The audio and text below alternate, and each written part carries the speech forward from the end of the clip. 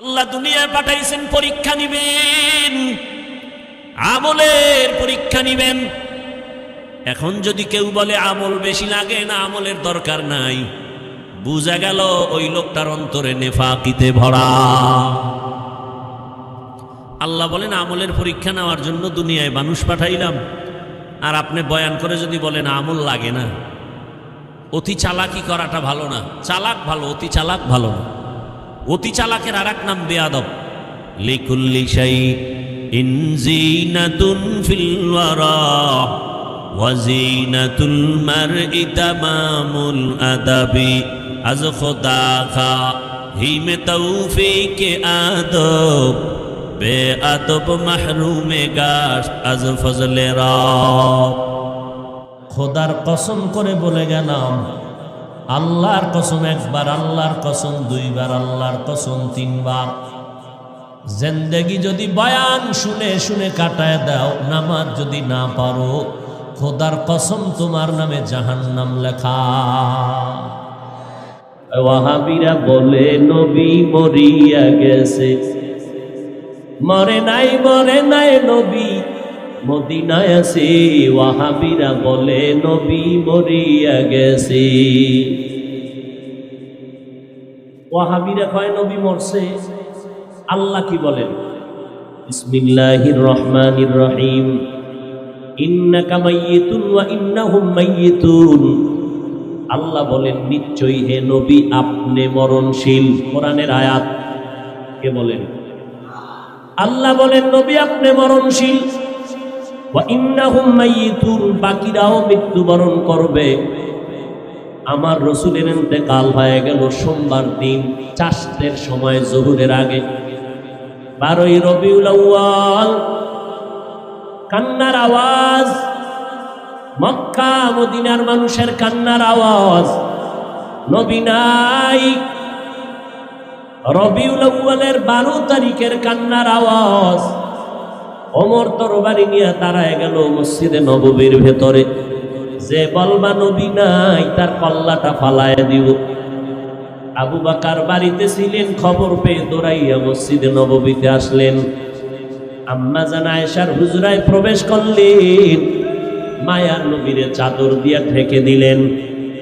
এরপরে মিম্বরে দাঁড়াইয়া দেখে ওমরের মাথা গরম, তরবারি নিয়ে দাঁড়ানো। যে বলবে নবী নাই, মরে গেছে, তার কল্লা ফালাবে। ওমর মুহাব্বতের নজরে খুতবা পড়লেন, কোরআন শরীফের আয়াত পড়লেন, ওয়া মা মুহাম্মাদুন ইল্লা রাসূল কদ খালাত মিন ক্বাবলিহির রাসূল আফা ইম্মা তাআউ কুতিলান কালাবতুম।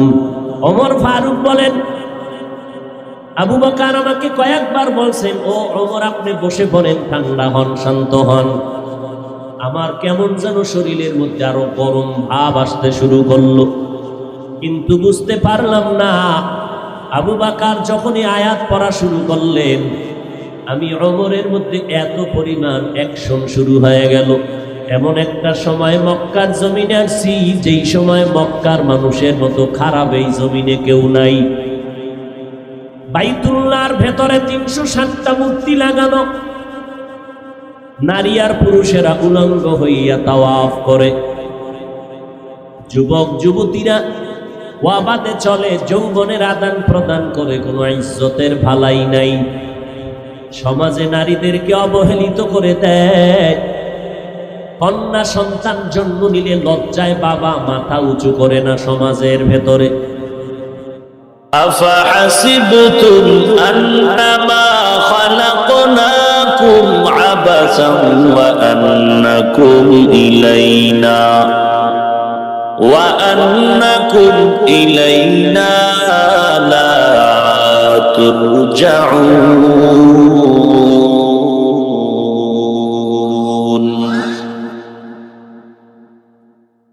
তোমরা কি ধারণা করেছ আমি তোমাদেরকে অনর্থক দুনিয়াতে পাঠিয়েছি?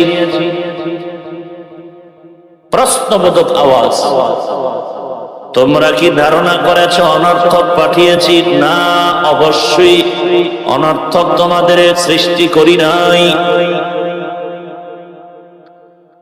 তোমরা কি এটাও ধারণা করেছ আর আমার দরবারে হাজিরা দিতে হবে না?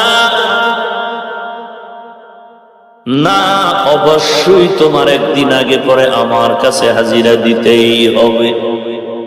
পালানোর কোনো সুযোগ নাই। দুনিয়ার বড় বড় বাহাদুরেরাও পালাতে পারেনি। কিসের বাহাদুরি করে গোলাম? একটু নজর করে দেখ, সারা দুনিয়ার বাহাদুর বাংলাদেশ শুধু নয়, সারা দুনিয়ার বাহাদুর এক পালায় যদি ওজন করা হয়, নমরুদ, হামান, কারুন, সাদ্দাদের সমপরিমাণ বাহাদুর হবে।